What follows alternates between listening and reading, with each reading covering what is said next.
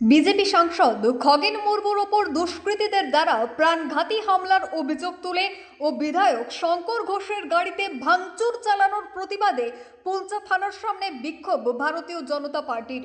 মঙ্গলবার বিকেল 5:30 নাগাদ বিক্ষোভ প্রদর্শনের পাশাপাশি থানার সামনে টায়ার জ্বালিয়ে বিক্ষোভ দেখান বিজেপি কর্মীরা।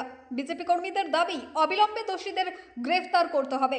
পাশাপাশি উত্তরবঙ্গের বন্যা কবলিত এলাকায় দুর্গতদের জন্য পর্যাপ্ত পরিমাণে ব্যবস্থা, ত্রাণ সামগ্রী ও নিরাপত্তার দাবি জানায় বিজেপি কর্মীরা।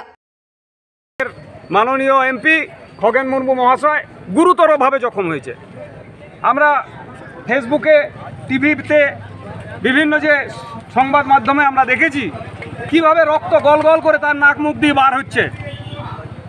একটা স্বাধীন দেশে, একটা স্বাধীন রাজ্য যেখানে একটা সরকার চলছে, সেখানে একজন সাংসদের উপরে এরকম হামলা, একজন বিধায়কের উপরে হামলা, এ চিন্তা ভাবনা করা যায় না। এটা একমাত্র সম্ভব এই তৃণমূলের স্বৈরাচারী শাসন ব্যবস্থার মাধ্যমে, যেখানে হারমাদদেরকে এতটাই আস্কারা দেওয়া হয়েছে